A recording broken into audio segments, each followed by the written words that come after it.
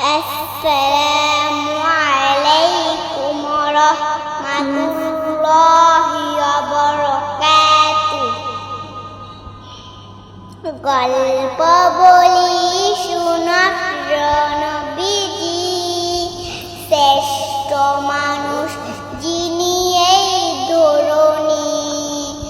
গল্প বলি শোনো নবীজি, শ্রেষ্ঠ মানুষ যিনি এই ধরণী।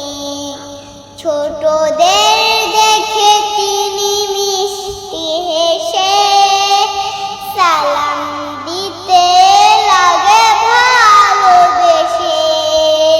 ছোটদের দেখে তিনি মিষ্টি হেসে সালাম দিতে লাগে ভালোবেসে।